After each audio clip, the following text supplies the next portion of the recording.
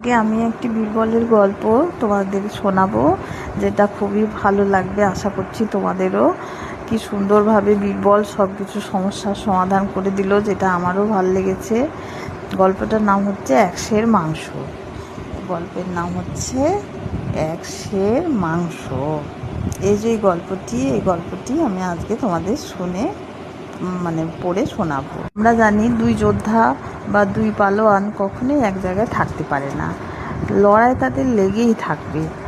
এমনি এক গ্রামে দুই পালোয়ানের বাস ছিল। কে বড় পালোয়ান তা প্রমাণ করার জন্য এক মল্লযুদ্ধের ব্যবস্থা হলো। বাজি হলো, যে জিতবে সে পরাজিত জনের দেহ হতে এক সের মাংস কেটে নেবে। যুদ্ধ শুরু হলো। দুজনেই সমান, কেউ কারো থেকে কম নয়। অনেকক্ষণ লড়াই চলার পর একজন পরাজিত হলো।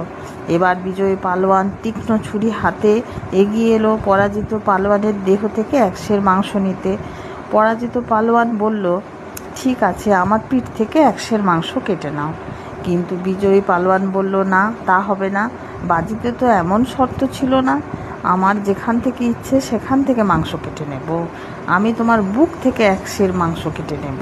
পরাজিত পালোয়ান বলল, তা হতে পারে না। বুক থেকে মাংস নিলে আমি মরে যাব, তা আমি কিছুতেই হতে দেব না। এই নিয়ে চলল তাদের মধ্যে তর্কযুদ্ধ।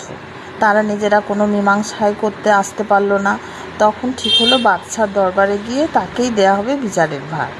দুজনের সব কথা শুনে বাদশাহ বিচারের ভার দিলেন বীরবলের ওপর। বীরবল তাদের সব কথা মনোযোগ দিয়ে শুনলেন। তারপর বিজয়ী পালোয়ানের দিকে তাকিয়ে বললেন, সত্যিই তোমার দাবি ন্যায্য। তুমি পরাজিত পালোয়ানের বুক থেকে এক সের মাংস কেটে নেবে। তবে একটা কথা, এক সেরের এক তিল কম বা বেশি যেন না হয়। যদি এই নির্দেশ লঙ্ঘন করো তবে তোমাকে শাস্তি পেতে হবে। হ্যাঁ, আরেকটা কথা, বাজি অনুযায়ী তুমি কেবল মাংসই পাবে। দেখো যেন সেই সঙ্গে রক্ত নিও না। আমাদের সামনেই তুমি মাংস কেটে নাও।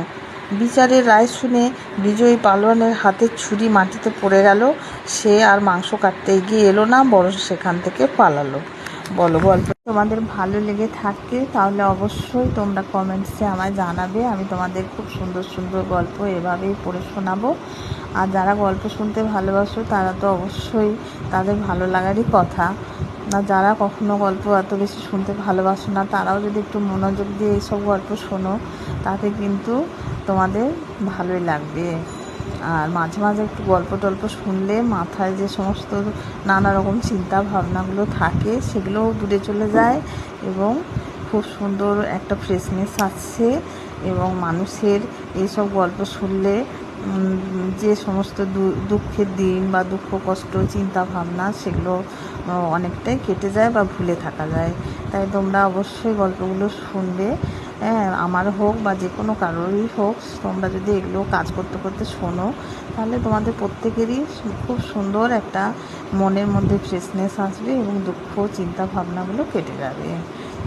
আজকে এই পর্যন্তই। ভালো থেকো। পরে আবার একটি গল্প নিয়ে আসবো।